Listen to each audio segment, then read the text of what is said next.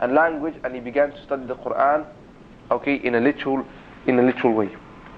And he slowly began to understand the principles underlying this religion. And then something happened to him.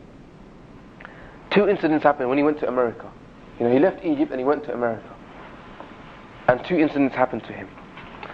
They were, number one, he says that while he was going to America, he was on the boat, on the ferry to America, and he saw the huge waves and the way the boat was rocking, and at that point he realized the power of Allah subhanahu wa ta'ala. And he said Iman entered into his heart. Iman entered, he felt Iman actually seeping into his heart. That was the first incident in America. The second incident, he said he was in San Francisco and he climbed a large mountain and he could see the whole of creation in front of him. And he realized the wonder and the beauty of the creation, and he realized the harmony that existed in the creation of Allah and in the universe. And Iman, he said, it hit him. The sweetness of Iman at that point, it hit him. And that they were two incidences in his life that really caused an upheaval in himself. And we can, and after this, he took the Quran as a guide to his life.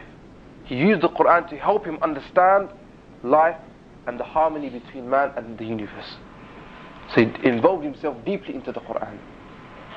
If we were to look and chart his program as how he became a Muslim and how he became so involved in the deen, there are three steps that we can, look into his life. Three steps towards his Islamization.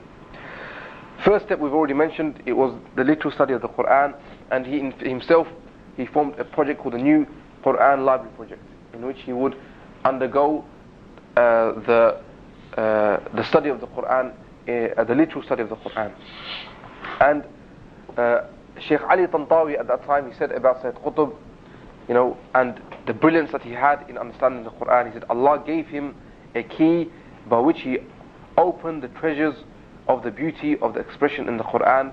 This key was not given to any person before him. This key was not given to any person before him. Sayid Qutb himself talks about how the Quran affected him. And he says, الحياة في ظلال القرآن نعمة نعمة لا يعرفها إلا من ذاقها نعمة ترفع العمر وتباركه وتزكيه والحمد لله لقد من الله علي بالحياة في ظلال القرآن فترة من الزمن ذقت فيها من نعمته ما لم أذق قط في حياتي ذقت فيها هذه النعمة التي ترفع العمر وتبارك وتزكيه. He said that life in the shade of the Quran is a ni'mah, is a wonderful blessing. A blessing that nobody knows except the person who has tasted it. It increases the life of a person, and it gives them blessing in their life, and it purifies their life. And praise be to Allah, Allah has gifted me with life under the shade of the Quran. A small part of the time, I have tasted in it a blessing which I've never ever tasted the like of before. He talks about his experience with the Quran. And then he not only studied the Quran in a literal sense of way, but that Quran began to impact his ideology and his thinking, and then he began to use what he knew from the Quran in refuting communism and capitalism, ideas that were permeating the Egyptian society at that time. And he wrote many books. A very famous book that he wrote at that time was Al-Adala al-Ijtima'i fi Islam. The justice system in Islam. Alright, he wrote, for example, the battle between Islam and capitalism. And thirdly, the third transition in his life was his complete and comprehensive understanding of the religion as a movement towards all aspects of life. And he realized his duty to Allah, his duty to be a witness unto mankind, okay, to spread the religion. He realized this from his works in the Quran, and he realized that what he has to do for Allah subhanahu wa ta'ala and the life that he has to lead. If we look at his political activity, he was a member of Hizb al-Wafd until 1942, and then after falling out with them, he formed another party called Hizb al-Sa'idin. But after 1945, he refused to work for any political parties and actively called for the rejection of these parties, as none of them worked or served the people. He said all these political parties, they're only there for their own sakes, and they're not doing anything for the people, and he rejected all these parties. He saw that none of these parties, they deserved his zeal or his work or his energy, and he decided to work alone against the political corruption that was prevalent at that time, by writing articles and magazines and delivering lectures. And he continued like this until 1953, when he joined Ikhwan al-Muslimin. Now in Egypt in 1952 a revolution took place. A revolution took place in which Jamal Abdel Nasser, the tyrant, he became the leader of the country. And it's important, if we understand Sayid Qutb, and also if we understand the movement that he was involved in, Ikhwan al-Muslimin, we have to talk a little bit about this revolution. Now, Ikhwan al-Muslimin, the movement, they had a plan in place to cause a revolution. And their plan was to infiltrate the army and to gain officers in the army into the ranks of the Ikhwan. But these officers, they were to form a special group of people. They were not to be directly linked to the Ikhwan, but rather they were to be a secret party in Ikhwan. And so they would hold circles for those officers.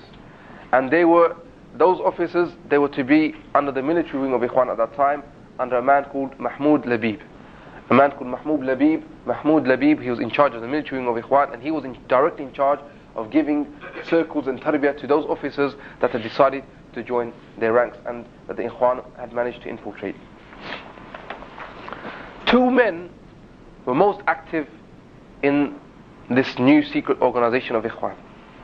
They were Jamal Abdel Nasser and a man called Abdul Ra'uf. Yes, Jamal Abdel Nasser himself was a member of Ikhwan, and he was a very influential member in the secret military wing of Ikhwan, the officers Ikhwan. And in 1944, the first circle was, they had their first usra, or their first circle, and with 5 other officers of the army. In 1946, they gave bay'ah to the Nizam al-Khas, the special organization of Ikhwan, which was called the Ikhwan Officers Club. And nobody knew about this, it was secret. Then they agreed to avenge the death of Hassan al-Banna, who was killed in 1949 by the Egyptian government. So Jamal Abdel Nasser was there, and they agreed that they will avenge the death of Hassan al-Banna, and they also agreed to keep secret the plans to topple the regime. They kept secret that their plans to train the other Ikhwani civilians and to fight the English. And because of security reasons, they changed their name from the Ikhwan Officers Club to the Free Officers, Al-Dubbat Al-Ahrar. It was known as Al-Dubbat Al-Ikhwan, it became Dubbat Al-Ahrar. And then something happened. The secret organization, I said Abdul Nasser and Abdul Ra'uf, they were the most active, but they had a huge split between the two. Abdul Nasser, he wanted to involve other non-Ikhwanis into this secret organization. Whether they're practicing or not practicing, he said we must get all the army involved and cause a revolution. He wanted to do things very quickly. And Abdul Ra'uf, he said no. We will not involve in this organization anyone except who is Ikhwan, is practicing and involved Muslim. And this was a split. Then Abdul Ra'uf, he traveled, and while he was traveling, the leader of the Ikhwan military wing, Mahmoud Labib, he became ill. And he was on his deathbed, and he didn't know who to give all the secrets of Ikhwan to, and all the documents and the treasury information. There's only one man he could give it to, and that was Abdul Nasser. So Abdul Nasser, while Mahmoud Labib was on his deathbed, was given the secrets because he trusted in him. Ikhwan, all the brothers that were involved in the officers club, the names, the addresses, the treasury, the money that was owed, every single thing was handed down to Abdul Nasser. The secrets of the Free Officers organization. Now, what is Sayid Qutb's involvement